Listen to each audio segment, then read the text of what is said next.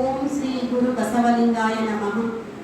ಮೃತ್ಯುಂಜಯ ಹಬ್ಬಗಳ ಮತ್ತು ಮಹಂತಪ್ಪಗಳ ಪಾದಗಳಿಗೆ ಕೊಡಮಟ್ಟು ವೇದಿಕೆಯ ಮೇಲಿರುವ ಈ ಕಾರ್ಯಕ್ರಮದ ಘನ ಅಧ್ಯಕ್ಷತೆಯನ್ನು ವಹಿಸಿಕೊಂಡಂತಹ ನಮ್ಮ ಮಹಾವಿದ್ಯಾಲಯದ ಪ್ರಾಚಾರ್ಯರಾದಂತಹ ಶ್ರೀ ಎಂ.ಜಿ. ಬಂಡಿವಡ್ಡರ್ ಗುರುಗಳಿಗೆ ಮತ್ತು ಈ ಕಾರ್ಯಕ್ರಮದ ಮುಖ್ಯ ಅತಿಥಿಗಳಾಗಿ ಆಗಮಿಸಿದಂತಹ ಶ್ರೀ ಶಿವಾನಂದ್ ಬೆಣ್ಣೂರ್ ಗುರುಗಳಿಗೆ ಮತ್ತೆ ಎಲ್ಲ ಪ್ರಾಧ್ಯಾಪಕ ಮಿತ್ರರಿಗೆ ಅನಂತ ನಮನಗಳನ್ನ ಸಲ್ಲಿಸ್ತಾ ನನ್ನ ನೆಚ್ಚಿನ ವಿದ್ಯಾರ್ಥಿಗಳಿಗೂ ಕೂಡ ನನ್ನ ಅನಂತ ನಮನಗಳು. ಇವತ್ತು ಬಹಳ ಖುಷಿ ಆಗ್ತಾ ಇದೆ, ಯಾಕಂದ್ರೆ ನಮ್ಮ ಮಹಾವಿದ್ಯಾಲಯ ಶತಮಾನವನ್ನ ಗತಿಸಿದಂತಹ ವಿದ್ಯಾಪೀಠ, ಅರ್ಧ ಶತಮಾನ ಗತಿಸಿದಂತಹ ಮಹಾವಿದ್ಯಾಲಯವನ್ನ ಆಯ್ಕೆ ಮಾಡಿಕೊಂಡು ನಮ್ಮ ಮಹಾವಿದ್ಯಾಲಯದಲ್ಲಿ ಅಡ್ಮಿಷನ್ ತಗೊಂಡು ಪ್ರಥಮ ವರ್ಷಕ್ಕೆ ಆಗಮಿಸಿದಂತಹ ವಿದ್ಯಾರ್ಥಿಗಳಿಗೆ ದ್ವಿತೀಯ ವರ್ಷದ ಮತ್ತು ಅಂತಿಮ ವರ್ಷದ ವಿದ್ಯಾರ್ಥಿಗಳು ಇಂಥ ಅದ್ಭುತವಾದಂತಹ ಕಾರ್ಯಕ್ರಮವನ್ನು ಆಯೋಜಿಸುವುದರ ಮೂಲಕ ಸ್ವಾಗತ ಮಾಡಿಕೊಂಡಿದ್ದಾರೆ. ಆ ಸ್ವಾಗತ ಮಾಡಿಕೊಡ್ತಾ ಇರುವಂತಹ ವಿದ್ಯಾರ್ಥಿಗಳಿಗೆ ಅನಂತ ಧನ್ಯವಾದಗಳನ್ನ ಸಲ್ಲಿಸ್ತೀನಿ. ಪ್ರಥಮ ವರ್ಷದ ವಿದ್ಯಾರ್ಥಿಗಳಿಗೆ ಅನಂತವಾಗಿ ನಾನು ಅವರಿಗೆ ಸ್ವಾಗತವನ್ನ ಕೋರ್ತೀನಿ. ಸ್ವಾಗತ, ಸುಸ್ವಾಗತ.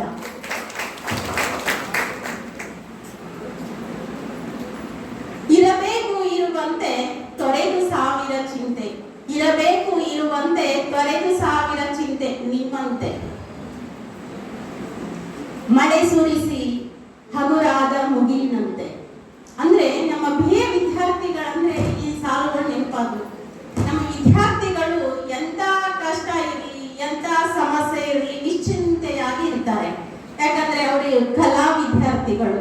ಅವರು ಎಂತಹ ಸಮಸ್ಯೆಯನ್ನೇ, ಎಂತಹ ಕಷ್ಟಗಳನ್ನ ಹೇಗೆ ನಿವಾರಿಸಬೇಕು ಅನ್ನುವಂಥದ್ದು ಅವರಿಗೆ ರಕ್ತಗತವಾಗಿರ್ತದ. ಒಪ್ಪತ್ತೀರಾ? ಇವತ್ತು ನಾನ್ ಮಾತಾಡ್ಬೇಕಂತ ಯಾಕೆ ಇಷ್ಟಪಟ್ಟೆ ಅಂದ್ರೆ ಸಮಯದ ಅಭಾವ.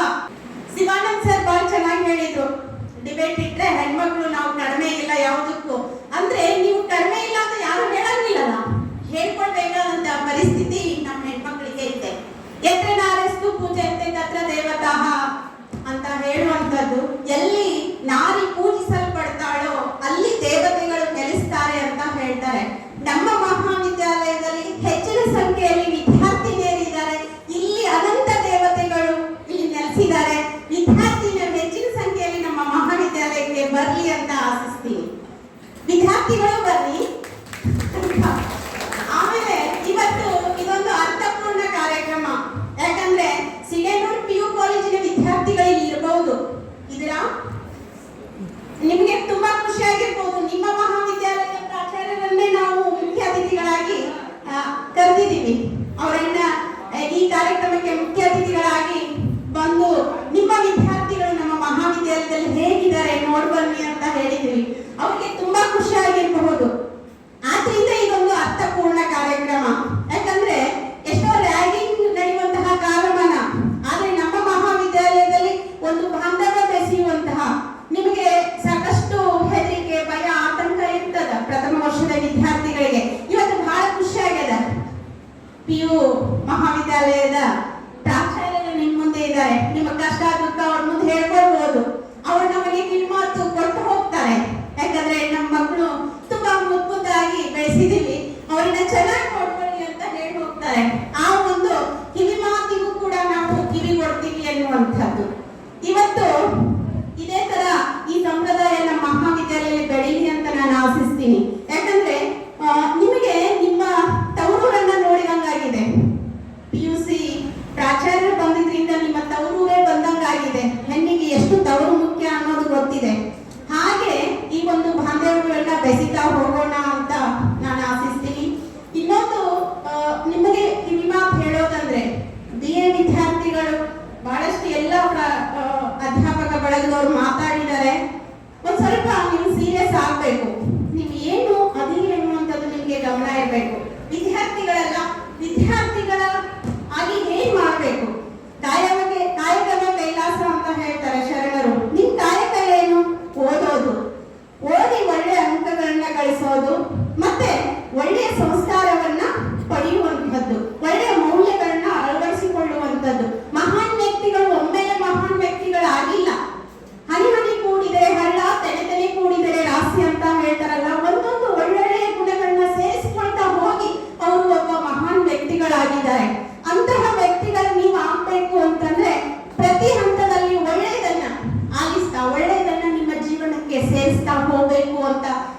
ಹೇಳ್ತೀನಿ.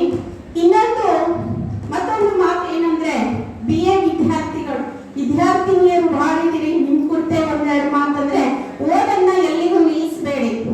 BA ಮುಗಿಸಿ MA ಮಾಡಿ ಮತ್ತೆ ಯಾವ್ದಾದ್ರು ಒಂದು ಉದ್ಯೋಗ ಪಡೆಯುವಂತಹ ಹಂತಕ್ಕೆ ನೀವು ಹೋಗ್ರಿ ಅಂತ ಹೇಳ್ತೀನಿ. ಈಗ ಉದ್ಯೋಗಂ ಪುರುಷ ಲಕ್ಷಣಂ ಅಂತಿತ್ತಲ್ಲ, ಈಗ ಉದ್ಯೋಗಂ ಸ್ತ್ರೀ ಲಕ್ಷಣಂ ಅಂತ ಕೂಡ ಆಗಿದೆ. ಆದ್ರಿಂದ ಉದ್ಯೋಗವನ್ನ ಪಡಿತಾ ಸಮಾಜದಲ್ಲಿ ಒಂದು ಉನ್ನತ ಹುದ್ದೆಯನ್ನು ಗಳಿಸ್ರಿ ಅಂತ ನಾನು ಬಯಸ್ತೀನಿ ಅನ್ನುವಂಥದ್ದು. ಆಮೇಲೆ ಇನ್ನೊಂದು ಹೇಳ್ಬೇಕಂದ್ರೆ, ದೂರದಾರಿಯ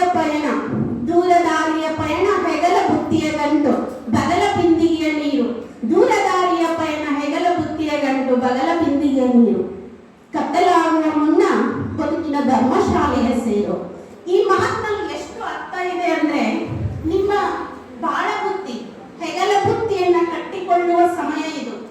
ಮುಂದಿನ 70 ವರ್ಷದ ಬುತ್ತಿ ತಯಾರಾಗುವುದು ಈ 20 ವರ್ಷದಲ್ಲಿ. ಈ 20 ವರ್ಷದಲ್ಲಿ ಆ ಬುತ್ತಿಯನ್ನು ತಯಾರು ಮಾಡ್ಕೊಳ್ಳಿಕ್ಕೆ ಏನೆಲ್ಲ ಕಷ್ಟ ಪಡ್ಬೇಕು ಅದನ್ನ ಎಲ್ಲಾ ಪ್ರಾಧ್ಯಾಪಕರು ಬೆಳಗದವರು ಹೇಳಿದ್ದಾರೆ. ಆ ಒಂದು ಬುತ್ತಿಯನ್ನ ಚೆನ್ನಾಗಿ ರೆಡಿ ಮಾಡ್ಕೊಂಡಿದ್ರೆ ಬಿಚ್ಚಿ ಬಿಚ್ಚಿ ಉಣ್ಣಬಹುದು 70 ವರ್ಷ. ಬಿಚ್ಚಿ ಬಿಚ್ಚಿ ಉಣ್ಣಬಹುದು ನೀವು 70 ವರ್ಷ. ಈಗ 20 ವರ್ಷ ಕಷ್ಟಪಡಿ ವಿದ್ಯಾರ್ಥಿಗಳೇ. ಕಷ್ಟ ಅಂದ್ರೆ ಇಷ್ಟಪಟ್ಟು ಕಷ್ಟಪಡ್ರಿ ಎನ್ನುವಂಥದ್ದು. ಆಮೇಲೆ ಪ್ರೀತಿ ಇಲ್ಲದ ಮೇಲೆ ಹೂವು ಅರಳೀತು ಹೇಗೆ, ಮೋಡ ಕಟ್ಟೀತು ಹೇಗೆ, ಮಳೆ ಸುರಿದೀತು ಹೇಗೆ ಅಂತ GS ಸೂರಜಪ್ಪ ಅವರು ಹೇಳ್ತಾರೆ. ಪ್ರೀತಿಯಿಂದ ಆಗಿದ್ದಲ್ಲ ಇದೆಲ್ಲ. ದ್ವೇಷ ಅಸೂಯೆ ಇದ್ದಿದ್ರೆ ಇಂತಹ ಒಂದು ಅದ್ಭುತ ಕಾರ್ಯಕ್ರಮ ನಡೀಲಿಕ್ಕೆ ಸಾಧ್ಯ ಇತ್ತ? ಎಷ್ಟು ಒಬ್ಬೊಬ್ಬರು ಪ್ರೀತಿಯಿಂದ ಈ ಕೆಲಸದಲ್ಲಿ ಕೈ ಜೋಡಿಸಿದಿರಿ. ಆದ್ರಿಂದ ನಿಮ್ಮ ಪ್ರತಿಯೊಂದು ಕೆಲಸದಲ್ಲಿ ಪ್ರೀತಿಯನ್ನ ಇಟ್ಕೊಳ್ಳಿ, ಅದನ್ನ ಇಷ್ಟಪಡಿ, ಅಂದಾಗ ಅದು ಕಷ್ಟ ಆಗೋದಿಲ್ಲ ಅನ್ನುವಂಥದ್ದು. ಪ್ರತಿಯೊಂದನ್ನ ಇಷ್ಟಪಟ್ಟು ನಿಮ್ಮ ಭವಿಷ್ಯದ ಉಜ್ವಲ ಭವಿಷ್ಯವನ್ನ ರೂಪಿಸ್ಕೊಳ್ಳಿಕ್ಕೆ ನೀವು ಪ್ರೀತಿಯಿಂದ ಕಷ್ಟಪಡ್ರಿ ಅಂತ ನಾನು ಹೇಳ್ತಾ, ಒಂದು ಉಜ್ವಲ ಭವಿಷ್ಯ ನಿಮ್ದು ಆಗಲಿ ಅಂತ ಆಶಿಸ್ತೀನಿ ಅನ್ನುವಂಥದ್ದು. ಆಮೇಲೆ ಇನ್ನೊಂದು ಕುವೆಂಪು ಅವರು ಹೇಳ್ತಾರೆ, ಯಾವ ಕಾಲದ ಶಾಸ್ತ್ರ ಏನು ಹೇಳಿದರೇನು, ಹೃದಯ ಧ್ವನಿಗೂ ಮಿಗಿಲು ಶಾಸ್ತ್ರವಿರುವುದೇ, ಹೃದಯಕ್ಕೆ ಬಿಡಿರಿ ಅನ್ನುವಂಥದ್ದು. ನಿಮ್ಮ ಹೃದಯ ಏನ್ ಹೇಳ್ತದೋ ಅದನ್ನ ಮಾಡಿ. ಹೃದಯ ಹೇಳೋದು ಒಳ್ಳೆಯದನ್ನೇ. ಆದ್ರಿಂದ ಒಂದು ಸಾಹಿತ್ಯದ ಒಂದು ಆಸಕ್ತಿಯನ್ನ ಬೆಳೆಸ್ಕೊಳ್ಳಿ. ಸಾಹಿತ್ಯ ನಿಮ್ ಜೊತೆ ಇದ್ರೆ ನೀವು ಒಳ್ಳೆಯ ವ್ಯಕ್ತಿಗಳಾಗಿ ರೂಪುಗೊಳ್ತೀರಿ ಅಂತ ಹೇಳ್ತಾ, ಮತ್ತೊಮ್ಮೆ ಪ್ರಥಮ ವರ್ಷದ ವಿದ್ಯಾರ್ಥಿಗಳಿಗೆ ಸ್ವಾಗತವನ್ನು ಕೋರ್ತಾ ನನ್ನ 2 ಮಾತುಗಳಿಗೆ ವಿರಾಮ ಹೇಳ್ತಾ